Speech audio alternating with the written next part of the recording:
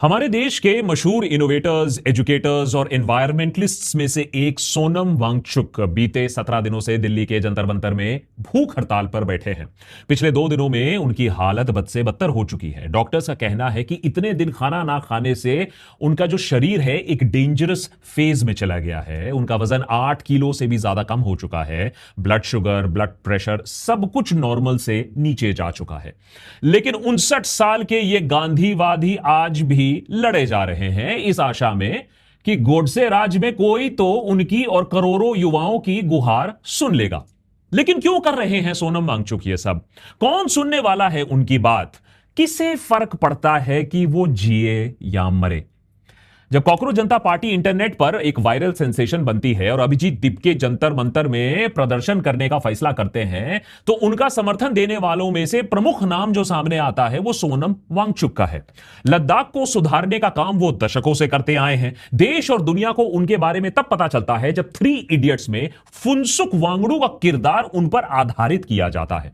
आज वही पर्दे वाला फुनसुक वांगडू देश भर के स्टूडेंट्स के लिए अनशन पर बैठा है। लेकिन शायद वही स्टूडेंट्स उनकी कुछ खास परवाह नहीं कर रहे हैं।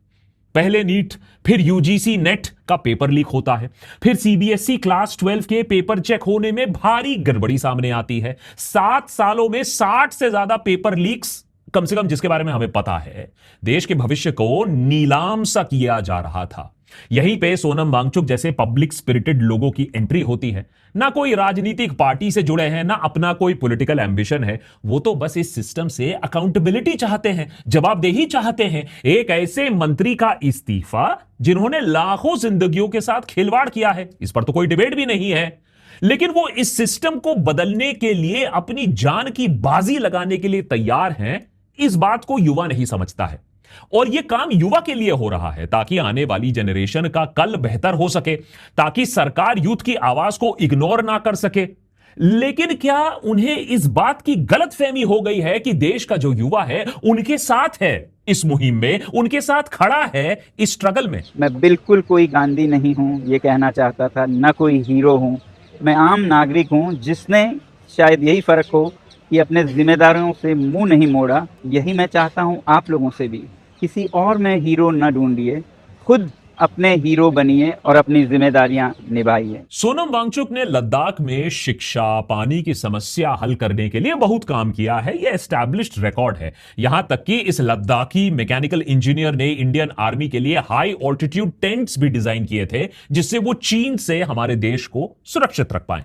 हजारों लद्दाखी आज इन्हें अपना पॉलिटिकल स्ट्रगल का लीडर मानते हैं, क्योंकि ये वही शख्स है जिन्होंने लद्दाखी लोगों को उनका 6th शेड्यूल हक दिलाने के लिए प्रोटेस्ट लीड किए थे, जिसके लिए 170 दिन इन्हें जेल में भी बिताना पड़ा, क्योंकि सरकार ने इन्हें ड्रेडेड नेशनल सिक्योरिटी एक्ट के अंदर जेल में ठूस दिया था। जब कोर्ट की बारी आती है, जब कोर्ट केस होता है, तो सरकार इनके खिलाफ एक एविडेंस सामने नहीं ला पाती है। लेकिन हमारे देश की विडंबना तो यही है कि जिस शख्स को मैग्सेसे अवार्ड से सम्मानित किया गया है, जिसे देश के सरकार से इज्जत मिलनी चाहिए, आज वो भूख हड़ताल पर बैठा है और सरकार उसे पानी तक नहीं पूछ रही है। उल्टा जिस मीम कल्चर ने कॉकरोच जनता पार्टी को जन्म दिया था, उसी मीम्स का इस्तेमाल करके आईटी सेल वांगचुक को अपमानित कर रही है, उन्हें डिस्क्रेडिट करने की कोशिश चल रही है, उनके अनशन को एक मजाक बनाने की चेष्टा चल रही है, बड़े कोऑर्डिनेटेड तरीके से। शायद इस सब से प्रभावित होकर आज देश का युवा अपने पैर पर ही कुल्हाड़ी भी मार रहा है। देशभक्त के आज के एपिसोड में क्यों 17 दिनों के अनशन के बाद भी ना तो देश का युवा वांगचुक को सीरियसली सपोर्ट कर रहा है और ना ही सरकार। क्या गांधी के देश में आज गांधीवादी सत्याग्रह की कोई जगह नहीं रह गई है? क्या हमारे देश में गोडसे अब जीतने लगा है? क्या सत्याग्रह और अनशन जो हमारे देश को बदलने की ताकत रखा करते थे कई सालों तक, क्या अब वो शक्ति उनमें खत्म हो चुकी है? अगर वांगचुक का प्रयास, उनका बलिदान असफल रहता है कल, तो उसे आने वाली पीढ़ी और युवा उस पर क्या असर पड़ने वाला है, यह जानना जरूरी है। नेता टाइप आधा काम मत करो, सब्सक्राइब के साथ साथ बेल आइकॉन भी दबाओ। नेता टाइप लोग तो हमेशा ही आधा काम करते हैं, लेकिन क्या युवाओं ने भी आधा काम किया है? युवा भारत क्या सोनम वांगचुक को फेल कर चुका है, उनके बगल में खड़ा नहीं हो पाया है? रिवाइंड करिए कुछ ही हफ्ते पहले 3 मई 2026 की बात कर रहा हूं। पूरे देश में नीट यूजी कंडक्ट किया जाता है। इस एग्जाम के खत्म हुए अभी कुछ घंटे भी नहीं होते हैं कि खबर आती है कि जिस एग्जाम को 20 लाख से ज्यादा बच्चों ने अटेम्प्ट किया था, उसका पेपर पहले ही लीक हो चुका था। हमेशा की तरह सरकार पहले तो डिनायल मोड में जाती है, लेकिन फिर मामला जब हाथ से बाहर निकलने लगता है तो फिर जांच बैठाई जाती है और फिर पेपर को रद्द करना पड़ता है। पब्लिक प्रेशर इतना होता है। इतने हाई स्टेक्स एग्जाम के कैंसिल होने से कुछ बच्चे हिम्मत हार देते हैं। देश भर में 21 बच्चे हताश होकर अपनी जान ले लेते हैं। इस बात पर हाहाकार मची रही थी। सोया हुआ जो युवा था वो जग ही रहा था जब फिर खबर आती है इस बार सीबीएसई के 12th के पेपर में चेकिंग में भारी गड़बड़ सामने आती है।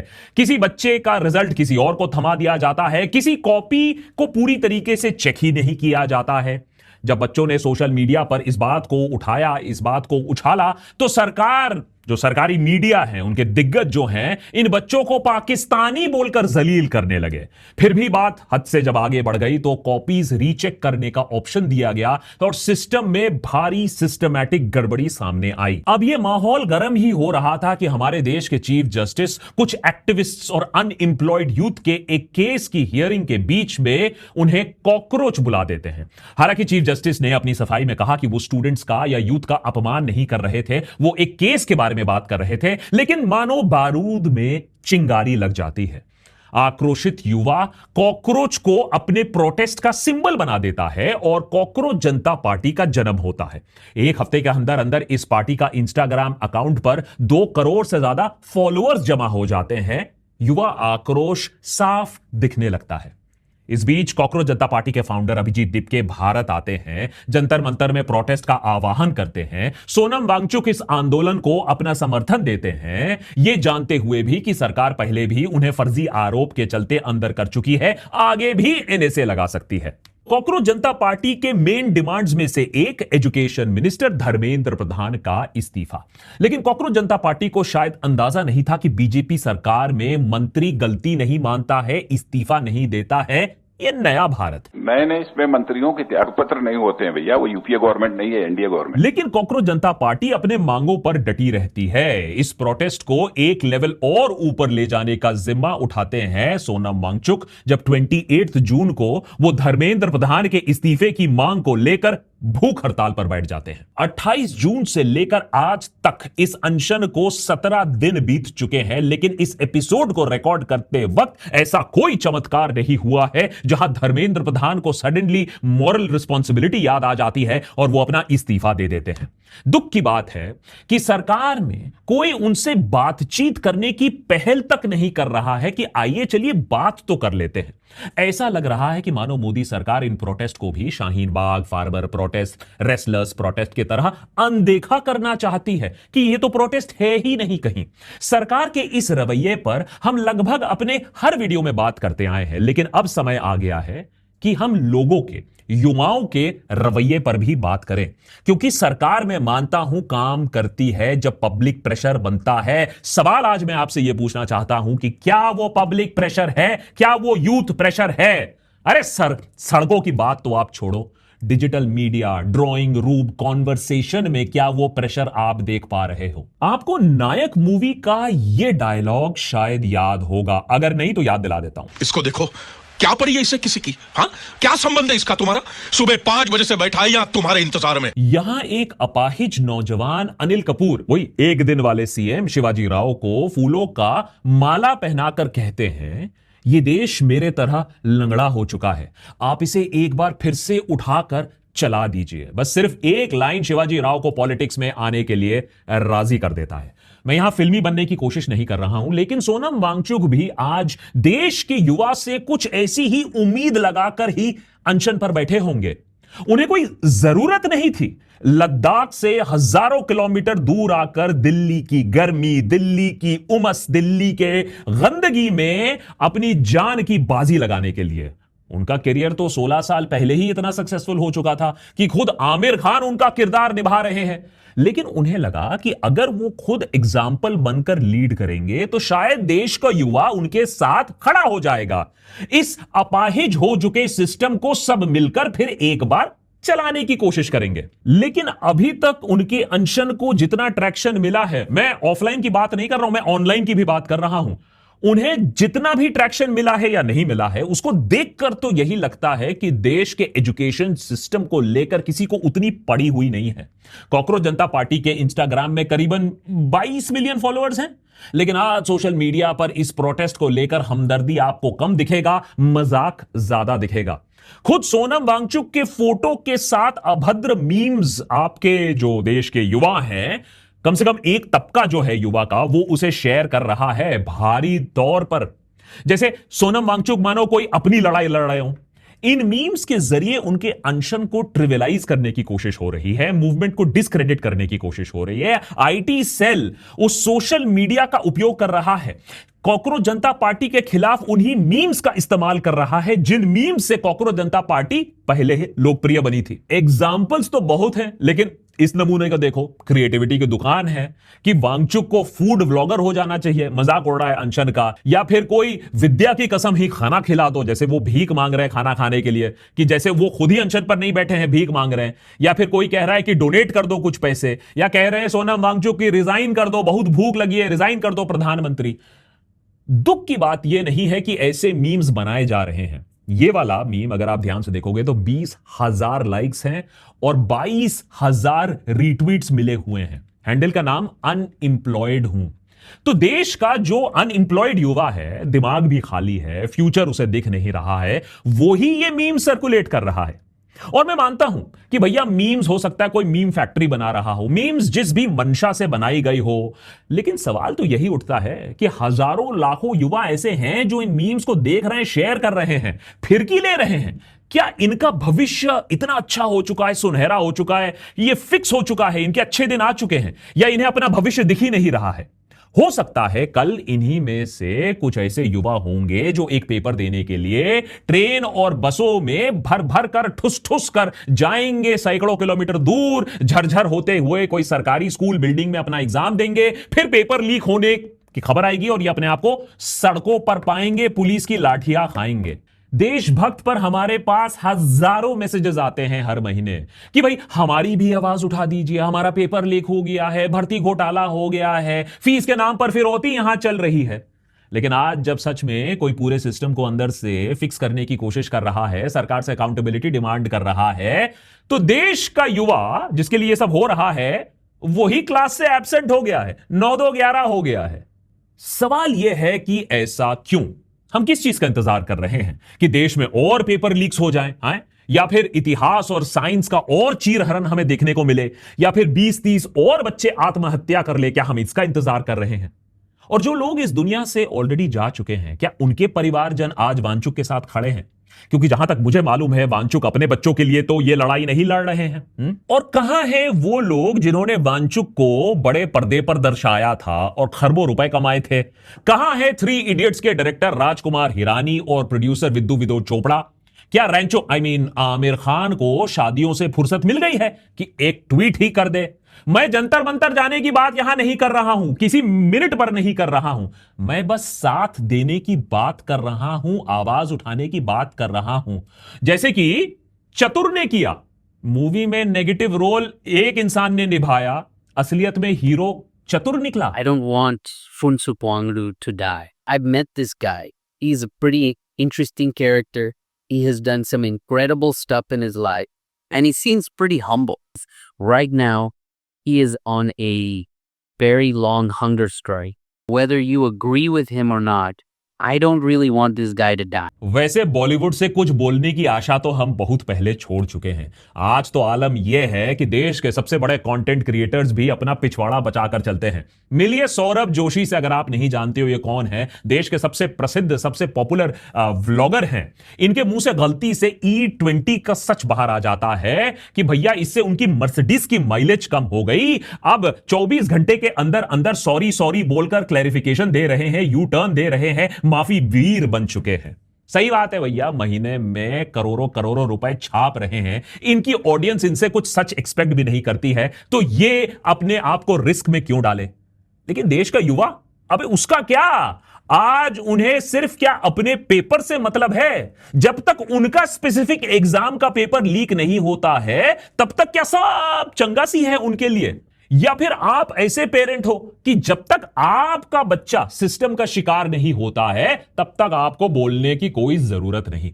क्या देश में जन आंदोलन सच में ऐसा आउट ऑफ फैशन हो चुका है, या ये फिर सब कुछ सिंपली कन्वीनियंस का सवाल है? सोफे पे बैठकर ड्राइंग रूम में शेयर का बटन, फॉलो का बटन दबाना आसान है, लेकिन सच में स्पीक आउट करना या सड़क पर जाना, लोगों से इंगेज करना, यह बहुत मुश्किल है। इसीलिए चुप रहना ही आसान हो जाता है।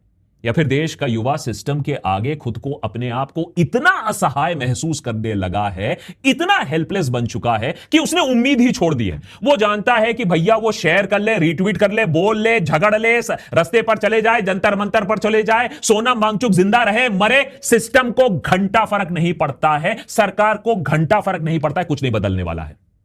अगर ऐसा है तो यह सवाल फिर हमें देशभक्त पर भी, अपने आप से भी पूछना चाहिए, आखिर हम ये सब क्यों कर रहे हैं? अरे भैया, ये भी कोई जिंदगी है? हर रोज डर डर कर एपिसोड बनाओ कि कब हमारी बारी आ जाए। YouTube पर हम और भी कुछ कर सकते थे। हम भी कोर्स बना सकते थे, speak English with confidence, public speaking course, corporate executive coaching. जब देश के भविष्य को घंटा फर्क नहीं पड़ता है तो हमें क्या चुल मची पड़ी हुई है? क्यों इतना जोखिम हम उठाते हैं? गोदी मीडिया की तरह हम भी भर भर कर सरकार का एजेंडा चला देते, बढ़िया मेवा भी मिलता और जीरो रिस्क भी हो जाता। हिटलर की जर्मनी में 13 साल की मासूम बच्ची एन फ्रैंक अपने आसपास हजारों लोगों को गायब होते हुए, कंसंट्रेशन कैंप्स में जाते हुए देखती है। फिर भी अपनी डायरी में वो लिखती है, in spite of everything I still believe that people are really good at heart. मेरे ख्याल से अन्याय के खिलाफ, जो गलत हो रहा है उसके खिलाफ आवाज उठाने वाला हर इंसान यही सोचता है कि इन स्पाइट ऑफ एवरीथिंग एक दिन फर्क पड़ेगा, एक दिन सत्य की जीत होगी, एक दिन देश फिर से गोडसे नहीं गांधीयन ईथोस को अपनाएगा। गांधी की विचारधारा को मारने का अत्यंत प्रयास किया गया है पिछले 12 सालों में, इसमें कोई डिबेट नहीं है। लेकिन हमारे देश में सत्य की जीत होती है। मैं मानता हूं देर से सही, लेकिन सत्य की जीत होती है। आज युवा को मजाक लगे, लेकिन भारत देश अंग्रेजी हुकूमत जाने के बाद भी हमारे देश में हंगर स्ट्राइक, सत्याग्रह, जन आंदोलन जैसे गांधीयन मेथड से लोगों ने सरकार को झुकने पर मजबूर किया है। 1952 पी श्रीरामुलु, जो अलग आंध्रा राज्य की मांग कर रहे थे, 58 दिन के अनशन के बाद अपनी जान गंवा देते हैं। उनकी मौत के बाद देश भर में भाषा के आधार पर स्टेट्स बनाने की मांग और तेज हो जाती है और फिर मजबूरन सेंट्रल गवर्नमेंट को स्टेट रीऑर्गेनाइजेशन की नींव रखनी पड़ती है। 1974 में जयप्रकाश नारायण का संपूर्ण क्रांति आंदोलन शुरू होता है। करप्शन के खिलाफ यह आंदोलन इतना विशाल, इतना शक्तिशाली बन जाता है कि इंदिरा गांधी को इमरजेंसी लगानी पड़ जाती है देश में। लेकिन होता क्या है, अंत में इमरजेंसी भी हटती है और 1977 में कांग्रेस सत्ता से बाहर भी होती है। लोग कहते हैं कि कांग्रेस का डाउनफॉल यहीं से शुरू होता है। 2020-2021 का फार्मर्स प्रोटेस्ट भी इसी लिस्ट में शामिल होता है। एक साल से ज्यादा चले इस आंदोलन में बहुत सारे किसान की जाने जाती है, लेकिन इस इंटेंस प्रोटेस्ट के बाद सरकार को 3 कृषि कानून वापस लेना होता है। शायद एक ऐसा रेयर इंस्टेंस था जहां मोदी सरकार को भी पीछे हटना पड़ा। इसी सरकार के रहते हमने शाहीन बाग का एंटी सीएए प्रोटेस्ट भी देखा है, जहां इसी सरकार को शाहीन बाग की दादियों के सामने पीछे हटना पड़ा। यही सोनम वांगचुक, जिन्हें आज यूथ का सपोर्ट नहीं मिल रहा है, लेकिन जब उन्होंने लद्दाख में प्रोटेस्ट किया था ऑटोनॉमी के लिए, आज सरकार कह रही है कि हां, हम लद्दाख को ऑटोनोमस हिल काउंसिल देंगे, 7 डिस्ट्रिक्ट के लिए हिल काउंसिल देंगे। अब इसके डिटेल्स अभी सामने आने वाले हैं, लेकिन सोनम वांगचुक ने लद्दाख के लोगों के लिए जो लड़ाई लड़ी थी, अब कहीं ना कहीं सरकार को उन बातों को मानना पड़ रहा है। लेकिन अनशन का मतलब यह भी नहीं कि आपकी जीत पक्की होती है। मणिपुर की इरोम शर्मिला का अगर आप केस देख लीजिए, आफ्सपा के खिलाफ 16 साल तक अनशन उनका चला। सरकार ने जबरदस्ती उनके नाक के जरिए खाना उन्हें खिलाया। उनका अनशन फाइनली टूटा भी, लेकिन आज भी मणिपुर में आफ्सपा लागू है। उनका अनशन इतिहास के पन्नों में कहीं दब सा गया है। और कुछ ऐसे नाम भी हैं जो अनशन करते करते हुए मारे गए, फिर भी लोगों ने परवाह नहीं की। और इसमें सबसे ऊपर केस आता है 2018 में जीडी अग्रवाल का। स्वामी ज्ञान स्वरूप सानंद आईआईटी कानपुर के एक प्रोफेसर, जिन्होंने अपनी जिंदगी मां गंगा को बचाने के नाम कर दी। गंगा प्रोटेक्शन एक्ट की मांग को लेकर वो अनशन पर बैठे, 112 दिन तक प्रधानमंत्री मोदी को चिट्ठी पर चिट्ठी लिखते रहे, लेकिन कोई जवाब नहीं आया। पानी तक त्यागने के बाद उनकी मौत हो जाती है। खुद प्रधानमंत्री मोदी ट्विटर पर अब उन्हें श्रद्धांजलि देते हैं, लेकिन जिस एक्ट के लिए वो मारे गए, अपनी जान की आहुति दे दी, वो आज तक एक्ट ना बना। तो घूम फिर कर सवाल यह आता है कि आज के भारत में, आज के देश में अनशन और सत्याग्रह क्या काम कर सकते हैं, या ये आउटडेटेड हो चुका है, ओल्ड आर्केन बन चुका है? इतिहास गवाह है कि यह काम करता है। सवाल हमें यह पूछना चाहिए कि देश, और खासकर कि देश का युवा, इसे सफल बनाने का प्रयास तक कर रहा है या नहीं? क्योंकि हर सक्सेसफुल आंदोलन में जनता की हिस्सेदारी होती है, चाहे वो सड़कों पर हो, चाहे वो मीडिया में हो, चाहे वो पॉपुलर नैरेटिव में हो, चाहे वो क्रिएटिव आर्ट्स में हो। पूरा देश जंतर मंतर नहीं जा सकता है, यह बात मैं भी मानता हूं, लेकिन क्या पूरा देश वो कर रहा है जो वो कर सकता है? किसी भी तरीके से अपना गुस्सा, अपना दुख, अपनी चिंता, अपना समय इस स्ट्रगल में जोड़ा जा रहा है या नहीं? जो बन पाए करो। हमारे पास प्लेटफॉर्म है देशभक्त पर, तो हम एपिसोड पर एपिसोड बना रहे हैं। आप देखो कि आप क्या कर सकते हो। लिमिटेड मीन्स है, मैं ये नहीं कह रहा हूं कि जिंदगी छोड़ दो, त्याग दो, नौकरी छोड़ दो, लेकिन अपने लिमिटेड मीन्स में जो हो सकता है, क्या वो कर रहे हो, या बिल्कुल चुप बैठे हो, या फिर आप इस पूरे प्रोटेस्ट का मजाक बना रहे हो, जो कि आईटी सेल चाहती है। जीडी अग्रवाल का उदाहरण हमें यह बात भी याद दिलाता है कि सिर्फ नीयत सही होने से सफलता हाथ नहीं मिलेगी, देश की भलाई नहीं होगी। अगर जनता का साथ ना रहे, अगर मीडिया और मेन स्ट्रीम डिस्कोर्स आपके सपोर्ट में नहीं आए, तो सच्ची लड़ाई भी अनसुनी रह जा सकती है। सोनम वांगचुक का अनशन अभी 17वें दिन पर चले गया है, और अभी भी हमारे पास वक्त है, शक्ति है कि उन्हें जीडी अग्रवाल वाले रास्ते से जाने से हम रोक सके। देशभक्त पर तो हम ये मानते हैं कि ये जो सरकार है, ना इन्हें पछतावे में, ना रेजिग्नेशन में, ना डिस्कशन में कोई विश्वास है, और ना ही ये किसी की प्ली से बात मानेंगे। करना जो होगा, जो लोग सच की बात करते हैं, अहिंसा की बात करते हैं, सच्चाई को सपोर्ट करते हैं, युवा को सपोर्ट करते हैं, उन्हें अपने गांधीयन आइडियाज को नए रूप में ढालना होगा। लोगों की आवाज को अलग अलग तरीके से एम्पलीफाई करना होगा, जैसे कि कॉकरोच जनता पार्टी ने शुरुआती दिनों में किया था, इनोवेटिव सोशल मीडिया का इस्तेमाल करके। हो सकता है कि गांधी के जो थॉट्स हैं, जो सेइंग्स हैं, उन आइडियाज को रिवर्क करके नए पीढ़ी के लिए उन्हें फिर से ढाल के सरकार के सामने आना होगा।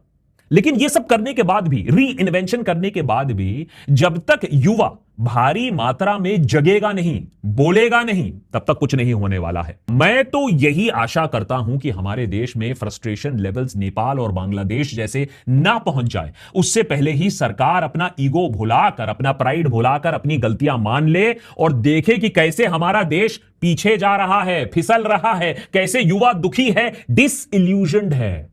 सोनम वांगचुक को मैं मानता हूं सरकार बल प्रदर्शन से चुप करा सकती है, इस पे कोई डाउट नहीं है। कल जंतर मंतर से उठवा भी लेगी, हम कुछ नहीं कर पाएंगे।